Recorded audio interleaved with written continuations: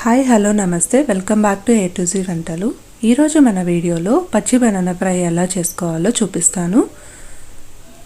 ముందుగా ఈ బనానాని చిన్న ముక్కలుగా కట్ చేసుకొని సాల్ట్ వాటర్లో వేసుకోవాలి. ఇలా చూపించాను కదా, ఇలాగా కట్ చేసుకోవాలి. సాల్ట్ వాటర్లో వేసుకోవడం వల్ల ముక్కలు నల్లగా కాకోకుండా ఉంటుంది. ఇలా కట్ చేసుకున్న తర్వాత వీటిని కోట్ చేసుకోవడానికి ఒక మసాలా పౌడర్ రెడీ చేసుకోవాలి. దానికోసం ఒక బౌల్ తీసేసుకొని అందులోకి 1 టీ స్పూన్ పసుపు, 2 టీ స్పూన్స్ జీరా పౌడర్, 2 టీ స్పూన్స్ ధనియా పౌడర్, 2 టేబుల్ స్పూన్స్ కారం, 1 టీ స్పూన్ పెప్పర్ పౌడర్, రుచికి సరిపడా సాల్ట్, అలాగే 1 టీ స్పూన్ గరం మసాలా వేసుకోవాలి. ఇలా వేసుకున్నాక ఈ మిశ్రమాన్ని బాగా మిక్స్ చేసుకోవాలి. ఎప్పుడు చేసే విధంగా కాకోకుండా ఈ మెథడ్లో ఒకసారి ట్రై చేసి చూడండి, చాలా బాగుంటుంది. ఇలా మిక్స్ చేసుకున్న తర్వాత ఇందులోకి 2 టేబుల్ స్పూన్ రవ్వ, అలాగే 2 టేబుల్ స్పూన్స్ శనగపిండి వేసుకోవాలి. ఇలా వేసుకున్న తర్వాత మళ్ళీ ఒకసారి బాగా మిక్స్ చేసుకోవాలి. వీడియోలో చూపిస్తున్నాను కదా, ఇలాగా ఒకసారి బాగా మిక్స్ చేసేసుకొని ఇందులోకి ఒక చిటికెడు ఇంగువ వేసుకోవాలి. ఇంగువ అనేది మన ఫుడ్కి మంచి ఫ్లేవర్ ఇస్తుంది, అలాగే డైజెషన్కి కూడా మంచిగా యూజ్ అవుతుంది. ఇలా వేసుకున్న తర్వాత మళ్ళీ ఒకసారి బాగా మిక్స్ చేసుకోవాలి. చూసారుగా మసాలా అయితే రెడీ అయిపోయింది.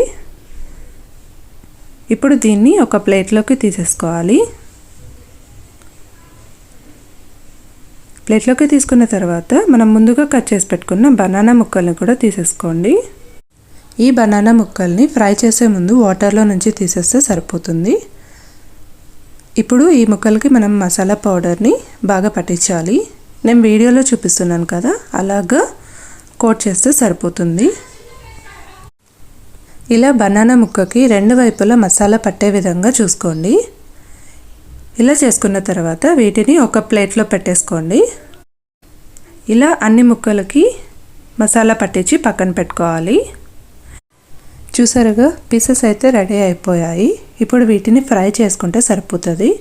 సో దానికోసం స్టవ్ వెలిగించి పాన్ పెట్టుకొని పాన్ హీట్ అయ్యాక కొద్దిగా ఆయిల్ వేసుకోండి.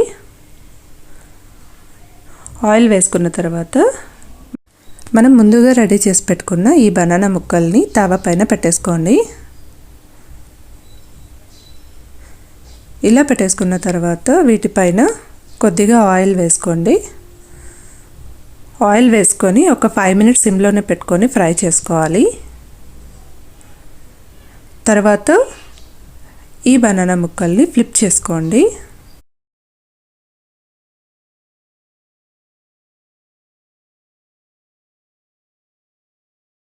ఇలా ఫ్లిప్ చేసుకున్న తర్వాత మళ్ళీ ఒక 5 మినిట్స్ ఫ్రై చేసుకోవాలి.